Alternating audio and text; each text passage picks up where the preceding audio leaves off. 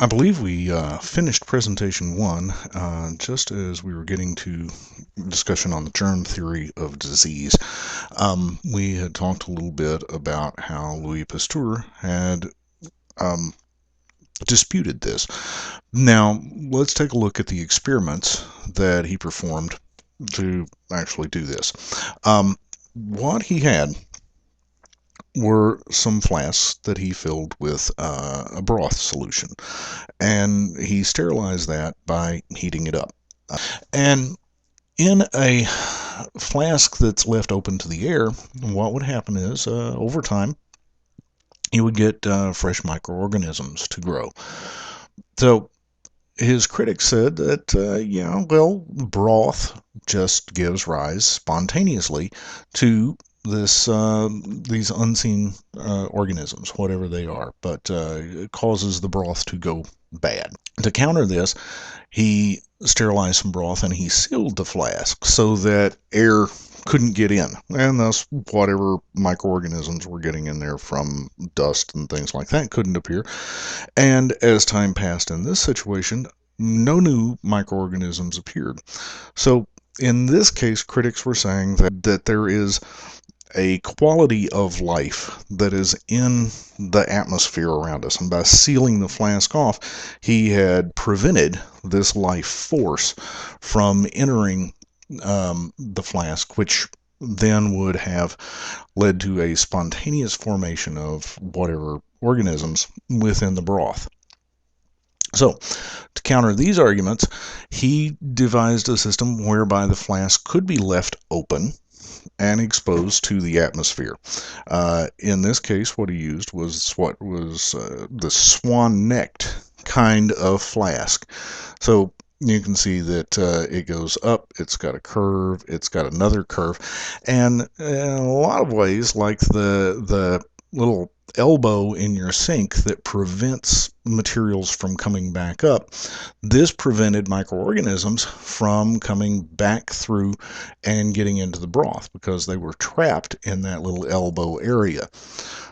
Thus, he had his gases, or he had the broth fully exposed to the outside, and yet there was no organisms that appeared. His critics did say that the life force had free access, that life would appear eventually. Later on, Robert Koch began to do some experiments, and he followed up and was able to get a little more specific about what was going on. He discovered the actual causes of certain diseases, including anthrax and tuberculosis. And he presented then the germ theory of disease. In the germ theory, it's the idea that a certain disease is going to lead to or have associated with it a certain type of microorganism. And this completely countered the concept of spontaneous generation as well. Now, and we should say that it started as a hypothesis. After it has been tested and reasonably proven, it becomes what we would call a theory. So, to prove his hypothesis, he defined a certain approach, which became known as the scientific method, and he formulated what are known as Koch's postulates, which are still used today when we are trying to analyze the causative agent of disease.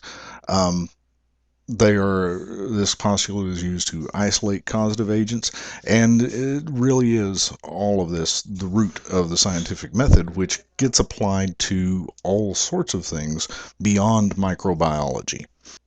Koch's postulate. The term postulate,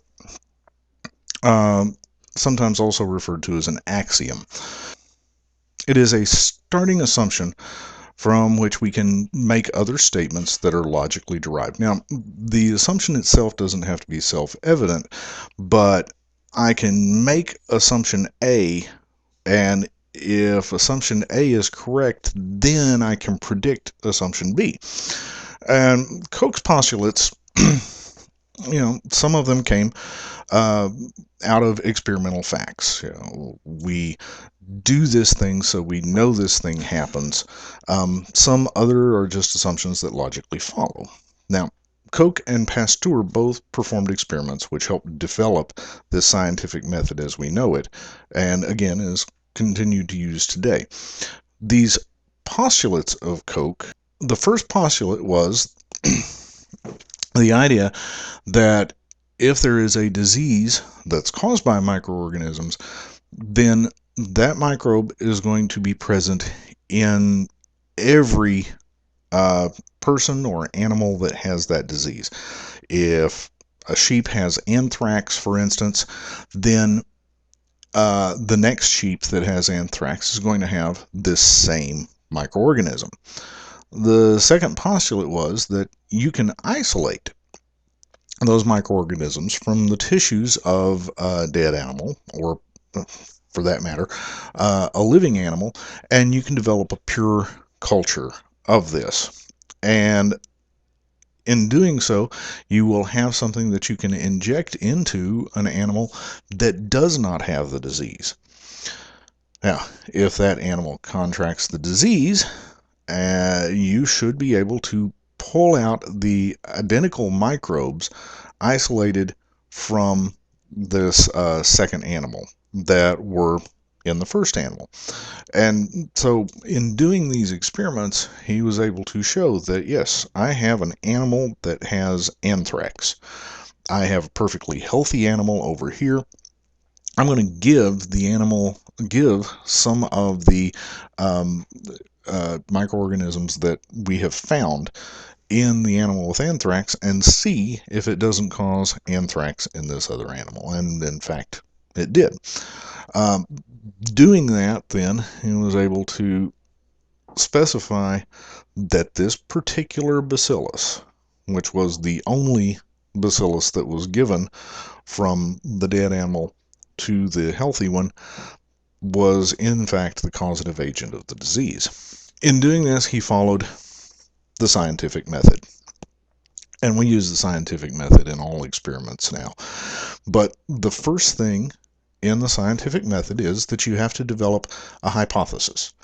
That is, you observe things happening in the world around you and you try to come up with a reasonable explanation. And we do this all the time.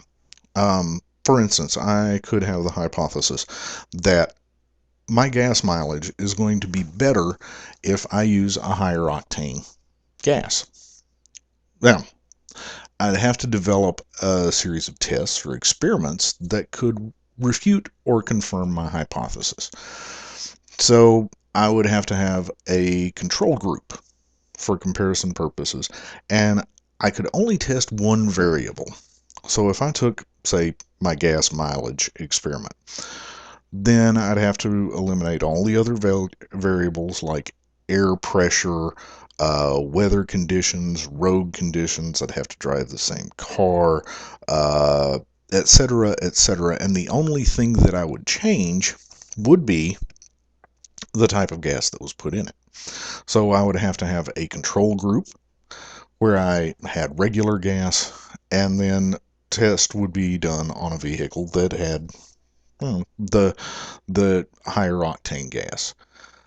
Now, I would need to make a prediction based on my hypothesis of what would happen. In this example with gas mileage, I would make a prediction that with all other variables controlled, I would get better mileage with higher octane. And then I would have to test that using the tests that I've devised. I would then have to compare the outcomes with my predictions. And if the outcomes did not match my predictions, then there was either an error in my hypothesis or an error in my test. Okay. If it proved my hypothesis, then I would need to publish my results. Someone else needs to be able to duplicate my results, and they may find that they would have a completely different set of results because of some other variable that I hadn't considered. That could happen. So we have to publish, and that is the last step of the scientific method, and a very important one. This development of the scientific method, the discovery of microorganisms, and the fact that certain microorganisms were associated with certain diseases led to what we think of as the golden age of microbiology, which was from the 1850s to the 1910s. During that time, there were some major contributions that were made. Now, we've talked about Pasteur and Koch, and you need to be aware of their discoveries. But there were a number of other people who were also involved. Now, I don't expect you to know these names, but we had von Behring discover a diphtheria vaccine, or develop one.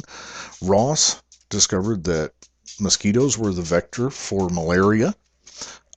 So by eliminating mosquitoes, or protecting from mosquitoes, he was able to prevent malaria from occurring.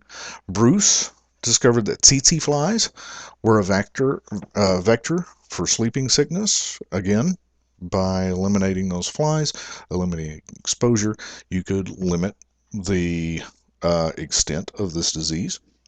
Ogata discovered that fleas were a vector for bubonic plague, and bubonic plague was a major issue. It destroyed maybe a third of the population of Europe.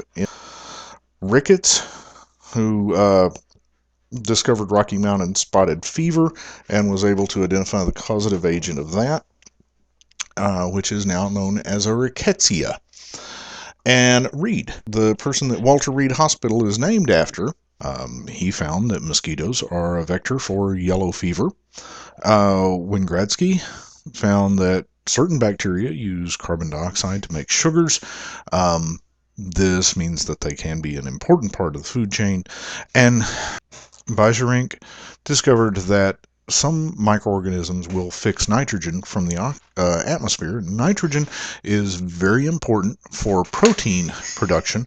So by being able to stabilize nitrogen from the atmosphere into soil, it allows plants to be able to grow better. Now, as I said before, you don't need to know all of these names. You don't need to know all of the contributions. The thing that you do need to be aware of is that during this golden age of microbiology, people were able to identify very specific causative agents of disease, which helped millions of people. It led to longer lives, ways that we could protect ourselves from diseases that had plagued mankind for millennia. What are we looking at happening in the future with microbiology? Well, in the 20th century, we developed the electron microscope. We began to develop antibiotics, microbial diseases. We were able to isolate individual genes. And in fact, we have mapped out the human genome. And in the age of molecular biology and molecular genetics, we are now able to alter the genes of microorganisms to better suit our needs. We can manufacture pharmaceuticals with them, and this is actually a very good stopping place. We're going to pick up again and talk about bacterial characteristics in part 3 of Chapter 1 presentation.